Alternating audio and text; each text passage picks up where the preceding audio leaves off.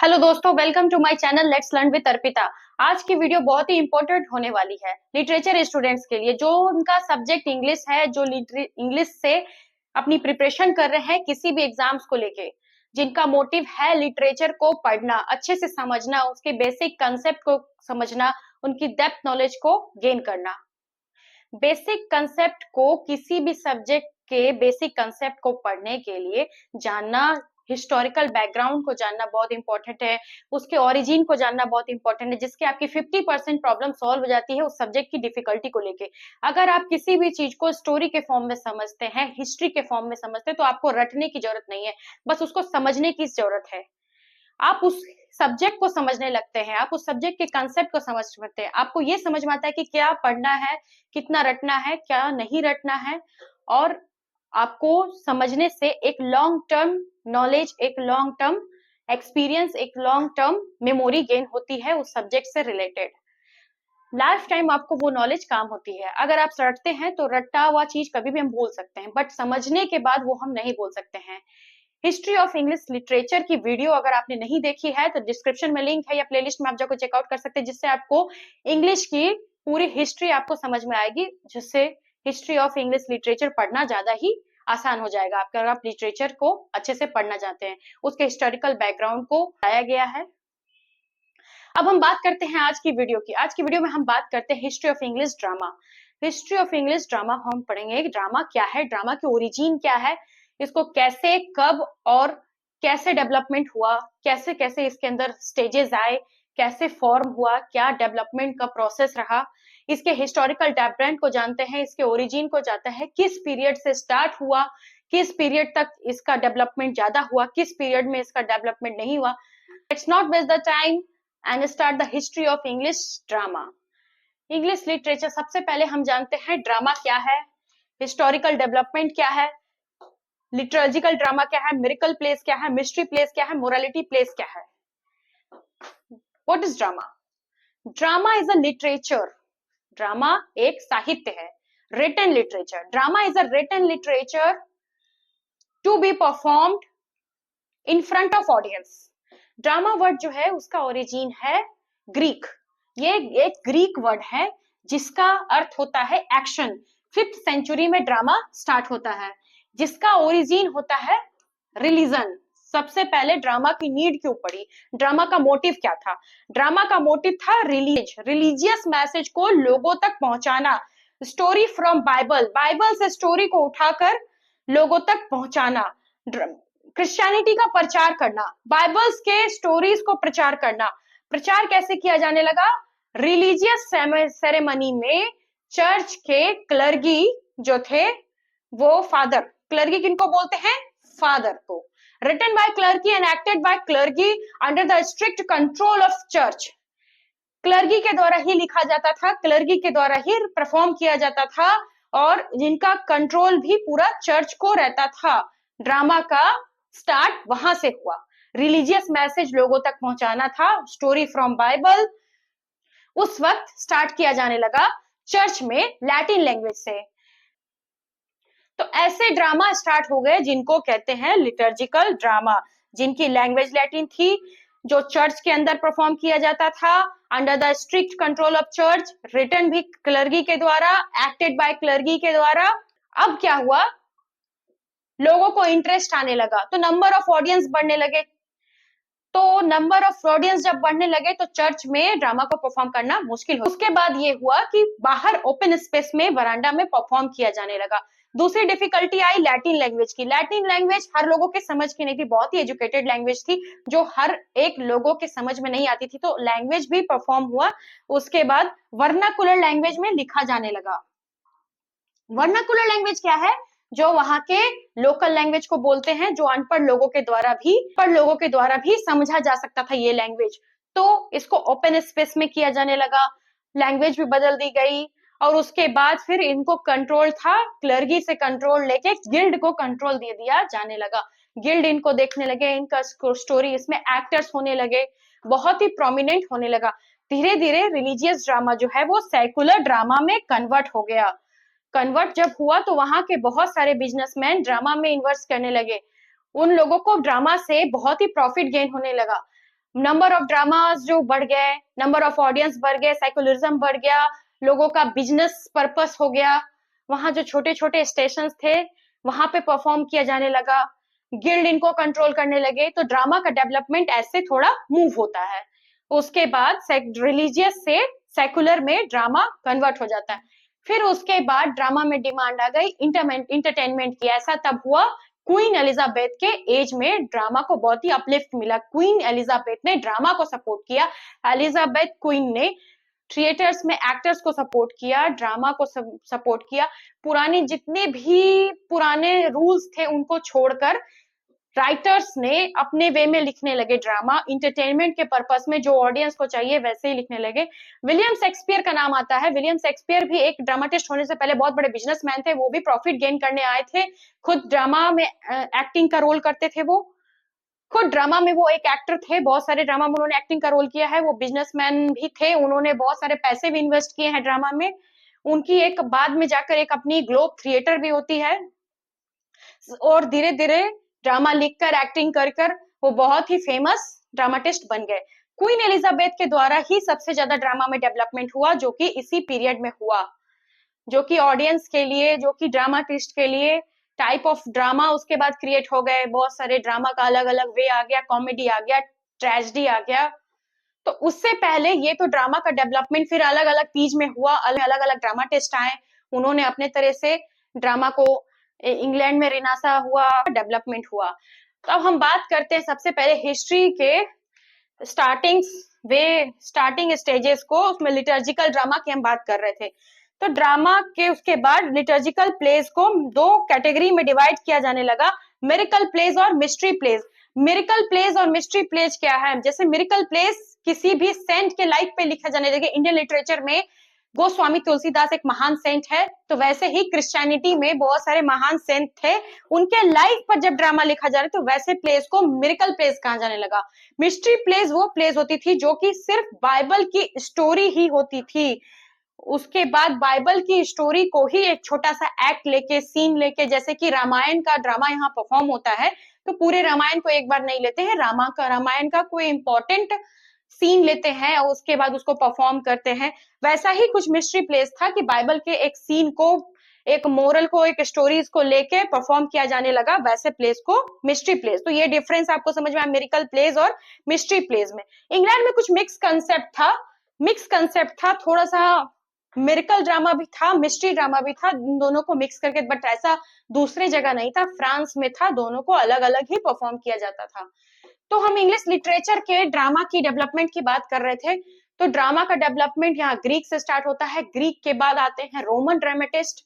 इन सबको भी अच्छे से हम पढ़ेंगे, पहले ग्रीक को फिर रोमन को। ये आपको फॉर्म उसके बाद देखने को मिला मिरेकल प्लेस, मिस्ट्री प्लेस। इसके बाद आता है मोरालिटी प्लेस, इसके बाद आता है इंटरल्यूड। तो हम जानते हैं अब डिटेल्स में मिरेकल प्लेस को, मिस्ट्री प्लेस को, मोरालिटी प्लेस को और इंटरल्यूड को। Drama is a written literature to be performed in front of audience. Drama वो रिटन लिटरेचर है जो ऑडियंस के सामने परफॉर्म किया जाता है, जिसमें स्टेज होती है, जिसमें एक्ट होती है, जिसमें सीन होते हैं, जिसमें एक्टर होते हैं, जिसमें कोई थीम होती है। ड्रामा का मतलब होता है unity of time, unity of story. Drama बहुत ही डिफिकल्ट वे है लिटरेचर को रिप्रेजेंट करने का, क्योंकि इसको परफॉर्म किया जाता है ऑडियंस के सामने। इसमें सब कुछ लिमिटेड होता है, यूनाइटेड होता है। तो यहाँ पे बात करते हैं what is drama. A dynamic character driven performance, a dynamic character driven performance, यानी कि इसमें एक पर्टिकुलर कैरेक्टर होता है जो एक्टर्स के द्वारा परफॉर्म किया जाता है। परफॉर्मेंस और नरेटिव दैट इवोक्स, वो परफॉर्मेंस रहता है या नरेटिव रहता है जो क्या चीज बताता है, लोगों के इमोशंस को बताता है, एक्सप्लोर करता है कॉन्फ्लिक्ट्स को, और रियल ह्यूमन कॉम्प्लेक्सिटी, यानी कि रियल ह्यूमन कॉम्प्लेक्सिटी को, इसको अगर हम हिंदी में कहें तो गतिशील पात्र संचालित प्रदर्शन या कथा जो भावनाओं को जगाती है, संघर्षों का अन्वेषण करती है, मानव जटिलताओं को उजागर करती है। Development of drama. ड्रामा का डेवलपमेंट सबसे पहले एंशिएंट ओरिजिन ग्रीक से हुआ, ग्रीक की ट्रेजेडी। सबसे पहले ग्रीक ट्रेजेडी में से कुछ इंपॉर्टेंट ट्रेजेडियन है जिनको आज भी जाना जाता है। ग्रीक के बाद आया रोमन के बाद आया मिडाइवल ड्रामा। तो ग्रीक ग्रीक ग्रीक ट्रेजेडी में सबसे इंपॉर्टेंट है Aeschylus, Sophocles and Euripides. Roman theatre, उसके बाद रोमन थिएटर में भी कुछ इंपॉर्टेंट राइटर्स है जिनको जाना जाता है, लाइवस एंड्रोनिकस, टाइटस, टेरेंस। इसके बाद हम बात करते हैं मिडाइवल ड्रामा की। तो ड्रामा के क्लासिफिकेशन की बात करते हैं। ड्रामा को इजीली समझने के लिए मैंने ऐसे क्लासिफाई किया है from ancient drama to modern drama. इससे आपको एक ब्रीफ कंसेप्ट मिलेगा कि एंशिएंट ड्रामा, जो कि सबसे पहले ग्रीक ट्रेजेडी को हम लोग जानते हैं। अभी मैंने कुछ ग्रीक ट्रेजेडी और रोमन थिएटर्स के बारे में बताया था जस्ट। तो एंशिएंट ड्रामा में वहां से डेवलपमेंट शुरू होती है, उसके बाद मिडाइवल में आती है। मिडाइवल में ही लिटर्जिकल ड्रामा उसके बाद लिटर्जिकल ड्रामा स्टार्ट होती हैं।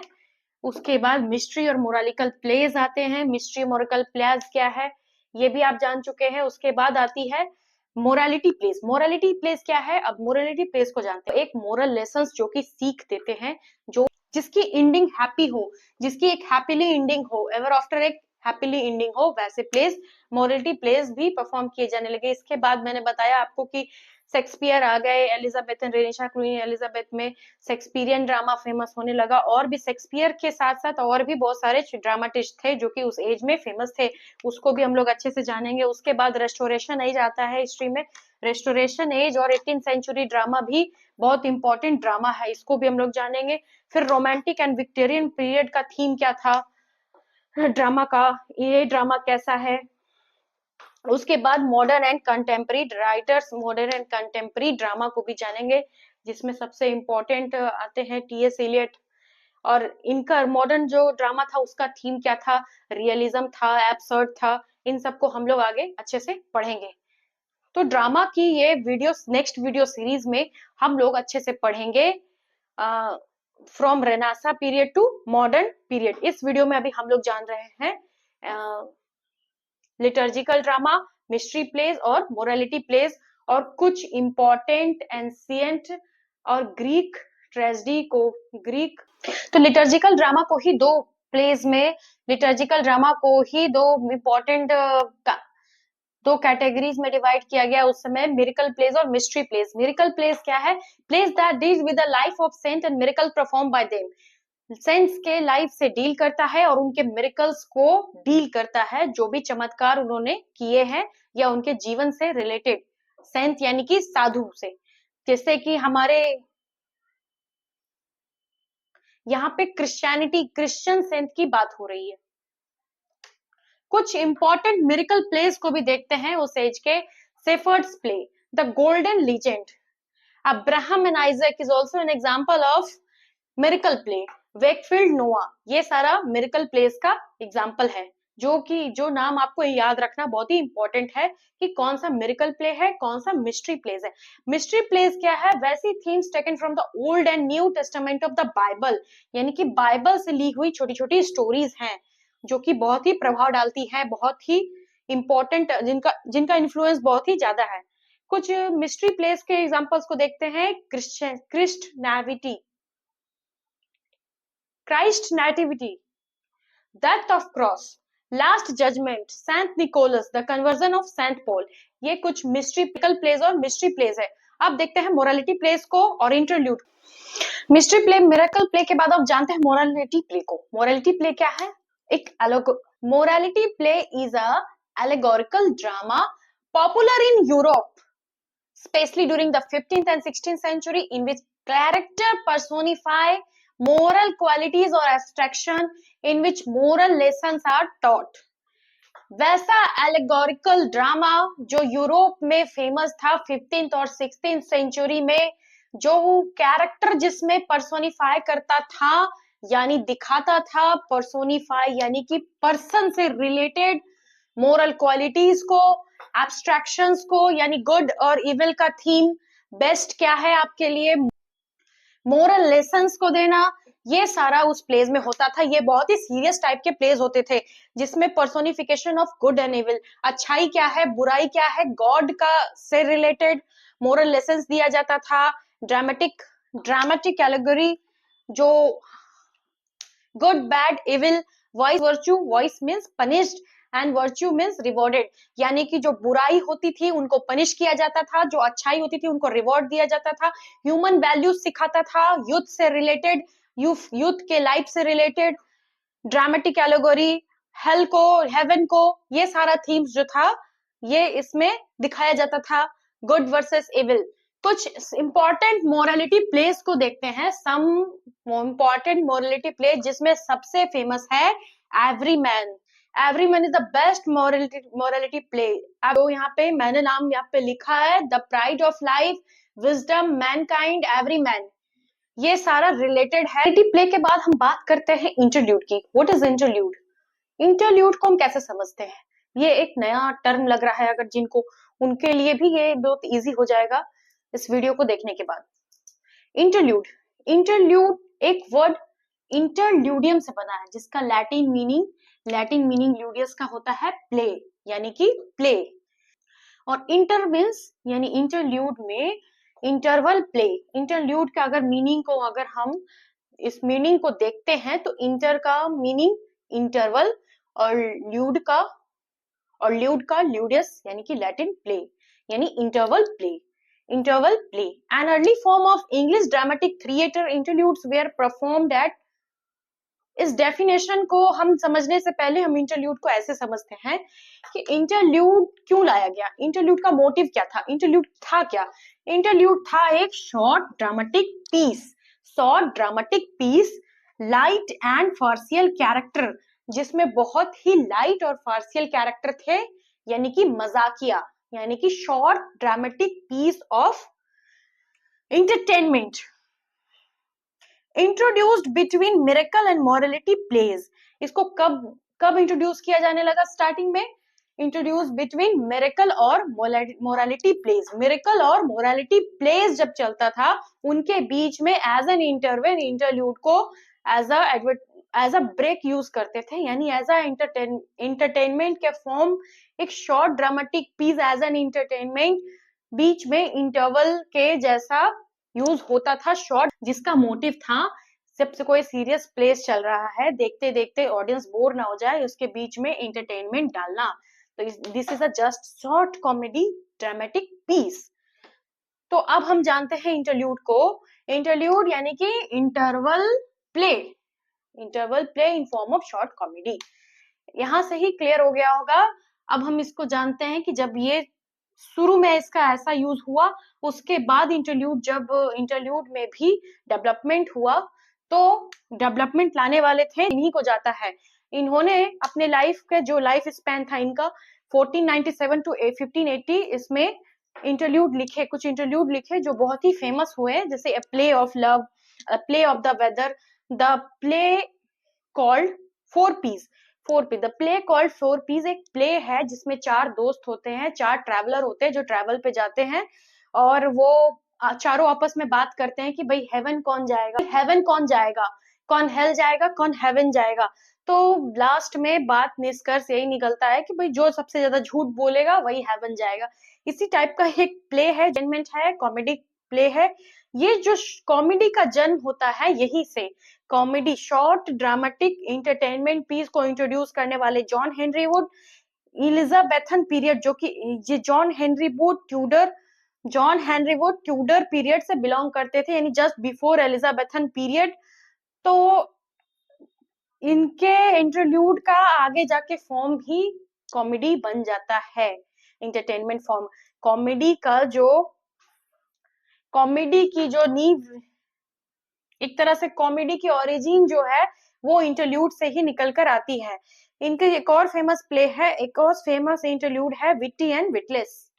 ये हम लोगों ने जाना हेनरी वुड को, कि हेनरी वुड जो थे वो इंटरल्यूड को इंट्रोड्यूस करने वाले थे, और इनसे ही इंस्पायर्ड होकर एलिजाबेथन पीरियड में कॉमेडी आती है।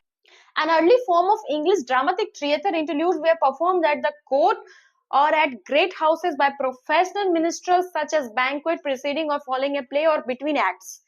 Following a play or between acts, किसी play में या किसी acts के between में जब इसका रूप बहुत ही ज्यादा लोगों के द्वारा पसंद किया जाने लगा, तो पीरियड में जब क्वीन मैरी थी तो उन्हीं के कोर्ट में परफॉर्म किया जाने लगा. एक्चुअली ये कोर्ट से रिलेटेड भी थे जॉन हेनरी वुड, तो उन्हीं के कोर्ट में परफॉर्म किया जाने लगा ये इंटरल्यूड, और वहां से ही ज्यादा ये फेमस हो गया. ग्रेट हाउसेस में भी बाद में बहुत जगह इंटरल्यूड्स का डिमांड बढ़ गया एंटरटेनमेंट का. उसके बाद सच बैंक्वेट प्रोसीडिंग फॉलोइंग, उसके बाद बहुत जगह इंटरल्यूड को परफॉर्म किया जाना. तो आज के वीडियो में हम लोगों ने जाना history of drama, historical background of drama, drama कैसे आया, ड्रामा क्यों आया, ड्रामा की ओरिजिन क्या है, ड्रामा का डेवलपमेंट कैसे हुआ. सबसे पहले एंशिएंट में ग्रीक ट्रेजेडी और रोमन थिएटर्स आए थे. उसके बाद मिडाइवल एज में चर्च से ग्रोथ हुआ. मिडाइवल एज में चर्च से ग्रोथ हुआ. Miracle plays, morality plays, miracle plays, mystery plays, morality plays, interludes, ये सारे four important types of drama medieval age में चलने लगे. मिडाइवल एज में बहुत ही फेमस हो गए, बहुत ही इंपॉर्टेंट हो गए. इसके बाद आता है रेनेसां पीरियड, एलिजाबेथन पीरियड. उसमें ड्रामा का डेवलपमेंट कैसे हुआ, उसमें कौन इंपॉर्टेंट ड्रामेटिस्ट है, ये सारा हम लोग जानेंगे नेक्स्ट वीडियो में. अगर आपको वीडियो अच्छी लगी तो वीडियो को लाइक करें, चैनल को सब्सक्राइब करें. Do not forget to press the bell icon. Thank you for watching.